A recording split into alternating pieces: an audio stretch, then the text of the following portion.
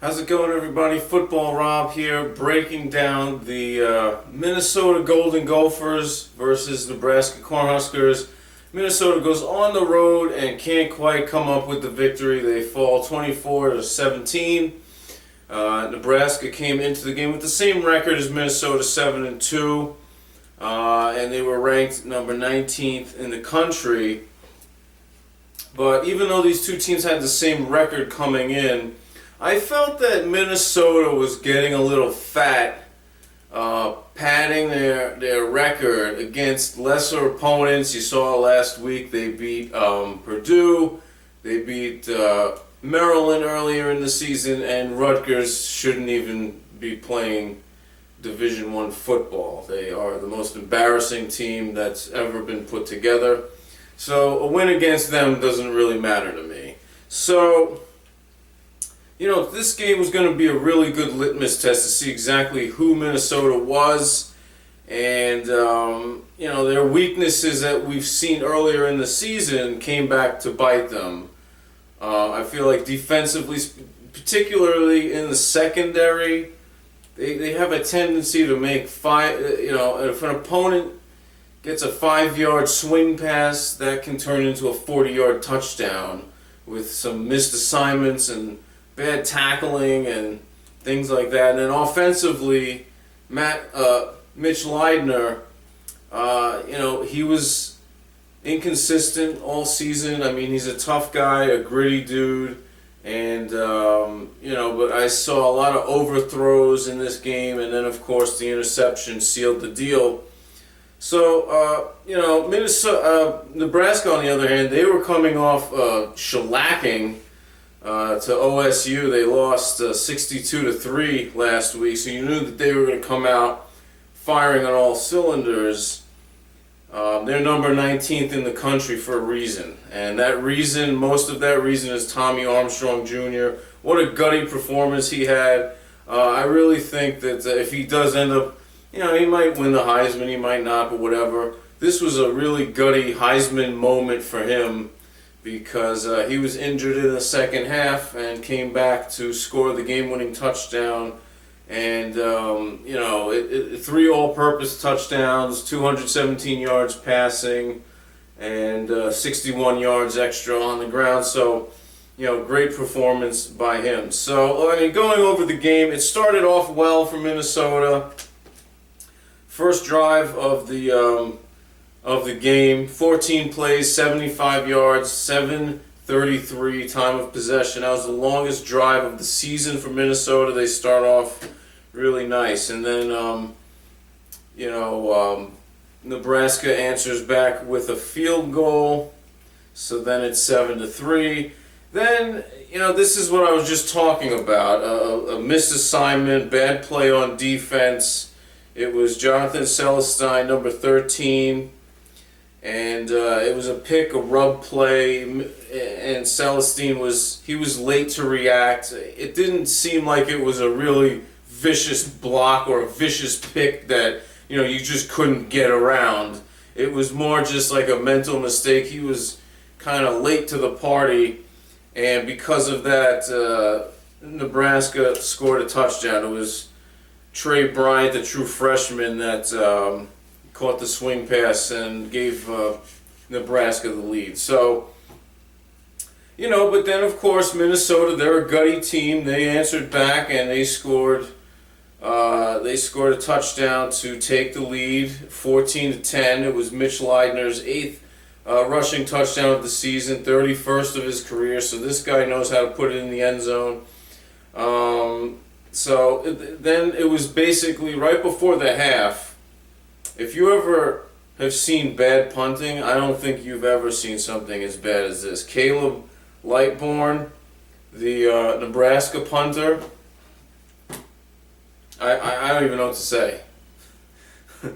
I mean, not only is this the worst punt I've ever seen, I'm sure this is the worst punt you've ever seen and anyone you ever met have ever seen. This was the most horrific pile of horse dung in the history of horse dung, okay? Because this punt went -2 yards. It went up in the air. I mean, he shanked it. It was going to be like even if it was a good shank, it was going to be like a 17-yard punt. But then it kept bouncing and bouncing and bouncing back towards the line of scrimmage. It ended up being a negative 2-yard punt. And Minnesota had a great opportunity right before the half to score. But there was a couple of things that I was wondering about. I don't know why. It was a 3rd and 5 play. Okay, it was on Nebraska's 27-yard line, and they run the ball.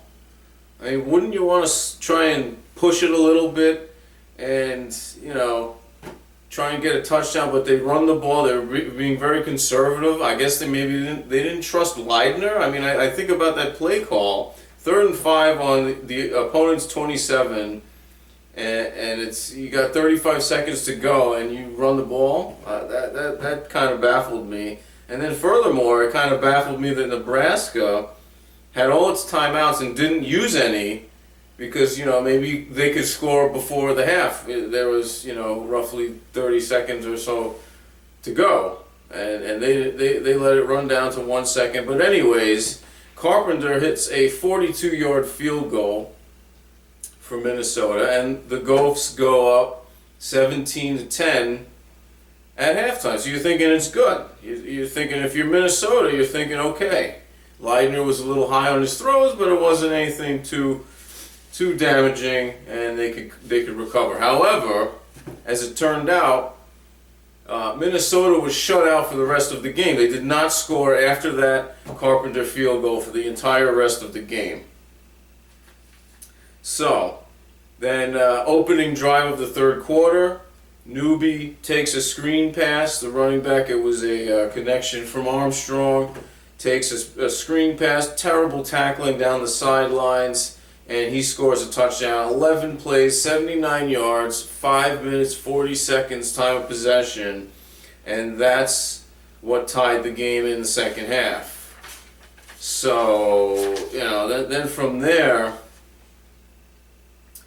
it was a big field position battle. Really, no team was able to really get a foothold on the other, and it was kind of just nip and tuck back and forth. It was a really exciting game because you really didn't know which way it would go, and then a big injury happens. Armstrong gets his left leg, pinned underneath a pile, and he had to come out of the game. And it seemed like, Nebraska's offense was obviously much more predictable after that happened. And I thought that was the time in the game where Minnesota did not take advantage of the best player on Nebraska being out of the game. I mean, that was just golden opportunity because he missed a good portion of the game, and they let that slip away. So then, in the 4th quarter, this was the game-changing drive. 13 plays. It was a 91-yard drive. 5 minutes and 40 seconds time of possession, and Nebraska takes the lead for good. And the last play of the drive, it was a touchdown run by Armstrong. He tumbles into the end zone. He has to get carried off the field because he re-injured that same leg. I don't know. He was grabbing his hamstring. I don't know really what the injury was.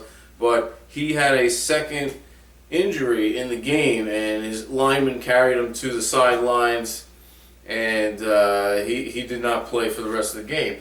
So at that point, Minnesota had a chance to at least tie the game, and on their last drive, they penetrated into Nebraska's red zone.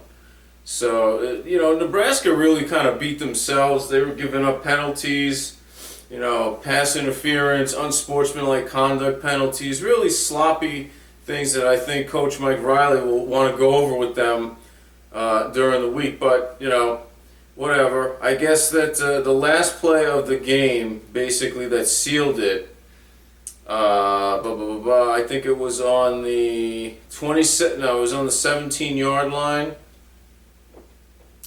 Yeah, it was on the 17-yard line. Mitch Leidner had the ball, and he tries to force it into Wolotowski. I don't really know if he forced it or if it was a misread, but it was deflected, and Williams, defender for Nebraska, picks it off, and that was the end of the game. It was the 19th straight home night win for Nebraska. So whenever they're in Memorial Stadium at night, I mean, these guys just get the job done. So that's basically the game recap.